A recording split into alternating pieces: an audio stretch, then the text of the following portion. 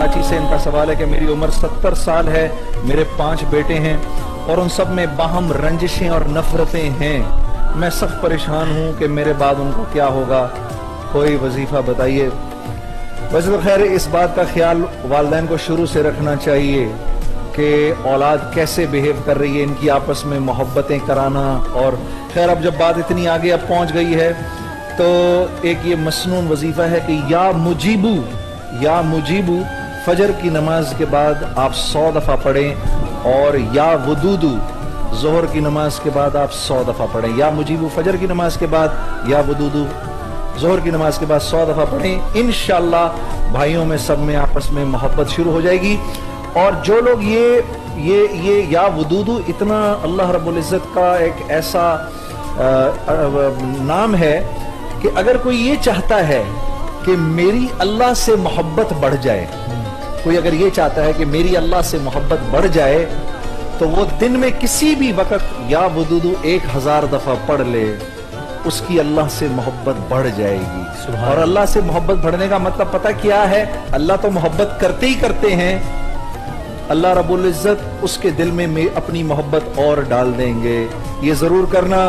मैंने भी शुरू में कभी किया था ये या वदूदू का वजीफा, मैंने भी शुरू में कभी किया था। सवाल है कि मेरे यहाँ विलादत से पहले ही हमल जाया हो जाता है घरवाली का, कोई वजीफा बता दें।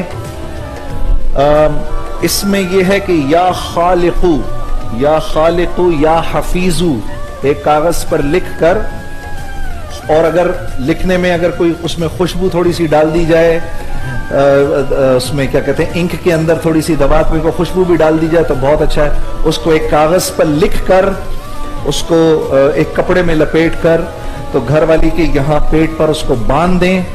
ठीक है, उसको पेट पर बांध दें। जब वो बैतुल खिला जाएं, बाथरूम वगैरह जाएं हमारी बहन, तो उसको उस वक्त उतार के बाहर रख दें, वरना हर वक्त उसको बांधे रखें। इंशाअल्लाह अल्लाह ने चाहा तो आपकी मुराद जरूर पूरी होगी। फिर हम अपने गुनाहों की तौबा किस तरह करें?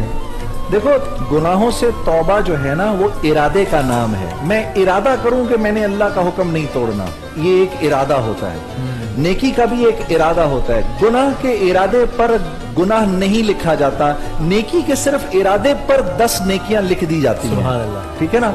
तो उसमें ये है कि ये दुआ रब्बना ज़लमना अनफुसना व इल्लम तग़फिर लना व तरहमना लनकूनन्ना मिनल खासिरीन, हर नमाज के बाद इसको पढ़ें। अल्लाह रब्बुल इज़्ज़त दिल को ऐसा साफ करेंगे, दिल में गुनाह का ख्याल भी नहीं आएगा। ऐसा वजीफा बताएं कि जिसकी बदौलत ज़ाहिर व बातिन साफ हो जाए।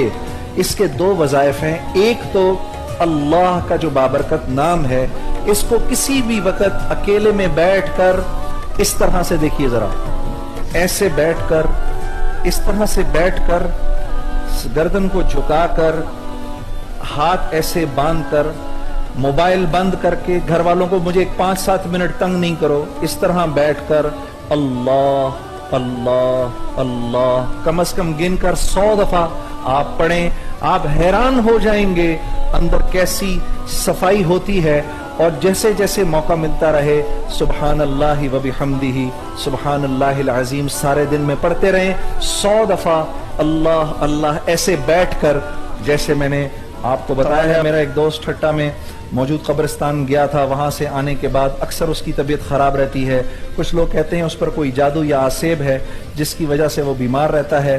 उसके हल के लिए कोई वजीफा तजवीज़ फरमा दें। सूरह, हाँ, और तो इसके जवाब में ये है कि सूरह फातिहा जो है, सूरह फातिहा, आयतुल कुर्सी, सूरह फातिहा और आयतुल कुर्सी पढ़कर ऊपर नीचे दुरूद शरीफ, सूरह फातिहा, आयतुल कुर्सी, अव्वल आखिर दुरूद शरीफ पढ़कर पानी पर फूंक दें और पानी पर फूंक कर अपने भाई को पिलाएं। और अगर ये या एक तो ये, दूसरे दिन में किसी भी वक्त सूरह जिन पढ़कर अपने भाई पर फूंक दें। इंशाअल्लाह अल्लाह ने चाहा अल्लाह पाक उनको आसिफ से निजात दिलाएंगे।